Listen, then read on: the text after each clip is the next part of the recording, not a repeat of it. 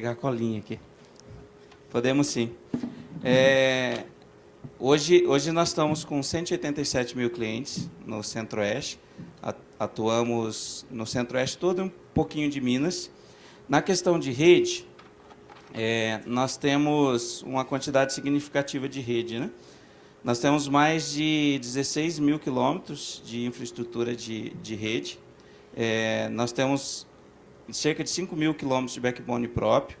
Nós temos mais de 5 mil quilômetros de fruto de swap. Nós atendemos, são mais de 64 cidades com FTTH. Nós temos uma infraestrutura, uma malha ótica muito completa, que pega desde lá da ponta do estado do Mato Grosso, quase na divisa com Rondônia, interligado, passando, né, por todo Goiás, Brasília. Nós temos interligação com São Paulo também. Então, é uma rede muito ampla. Assim, sem medo de errar, é a rede mais ampla do estado.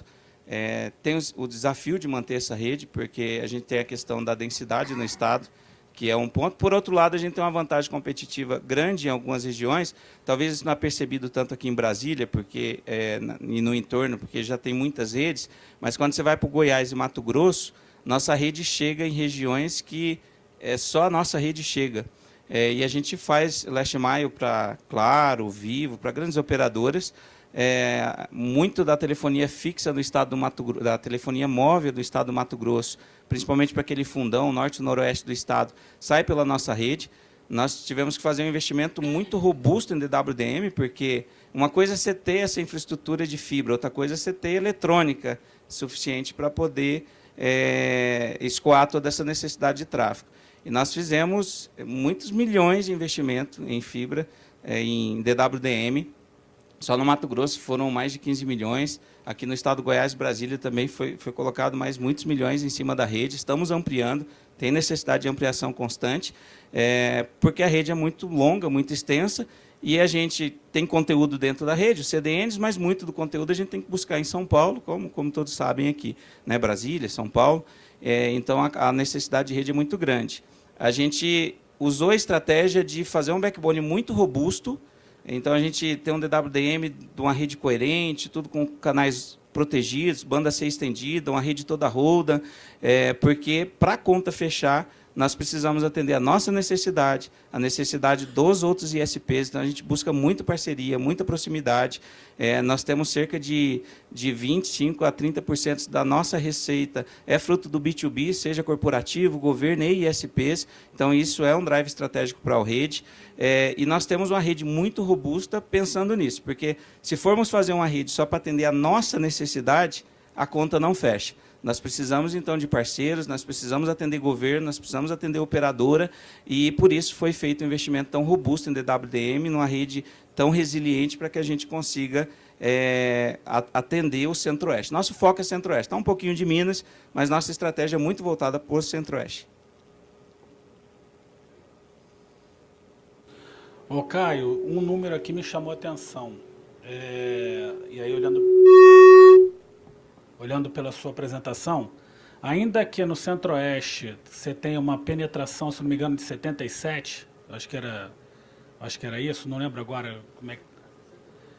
62 é o terceiro, né? É o terceiro região em densidade.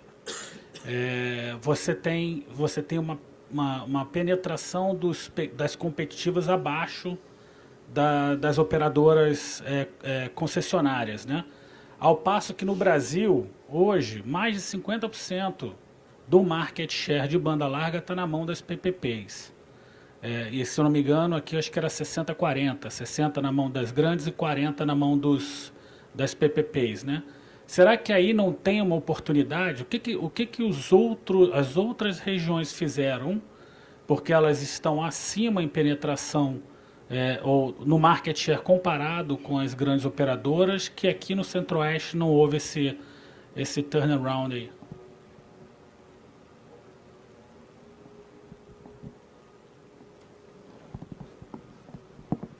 Bom, eu vou dar a minha modesta opinião, mas eu gostaria até de ouvir vocês, porque vocês são os competidores, não eu, né?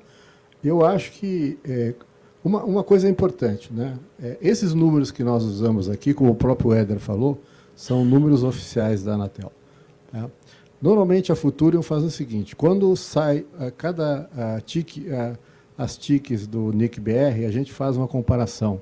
Porque a TIC, embora seja por amostragem, ela tem um nível muito bom de assertividade. Então a gente vê que existe o que a gente chama de um gap, né? Entre aquilo que é o real, né, que pode ser mostrado pelas TICs, né, com aquilo que está registrado na Anatel, porque a gente sabe que nem tudo está registrado na Anatel.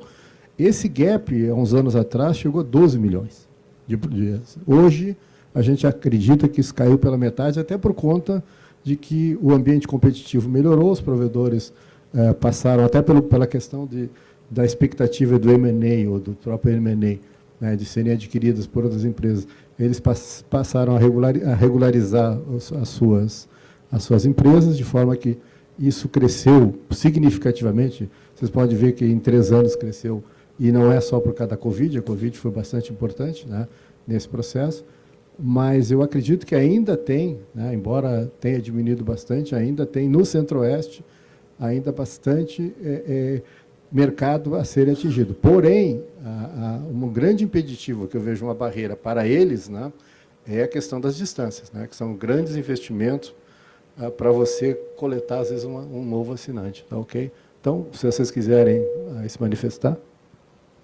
Eu concordo com aquilo que você disse, né? Muitas empresas, às vezes, com situações irregulares e não declarou. Isso altera o dado, né, que está exposto aí.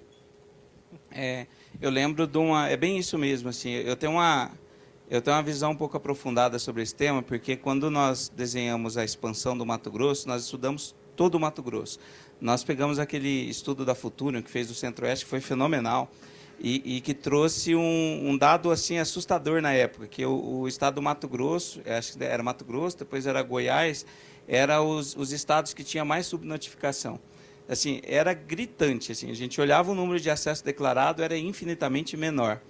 E a gente fez um dado cruzando, se valemos dessa pesquisa de vocês, dados do IBGE, dados do painel da Anatel, e dados que a gente tinha, porque como a gente tinha 65 provedores agarrados na nossa rede no estado do Mato Grosso, eu conhecia a realidade de 65 provedores, que muitos deles eram nossos concorrentes nas cidades que a gente atuava, que eles compravam banda da gente porque a gente era o backbone que tinha lá.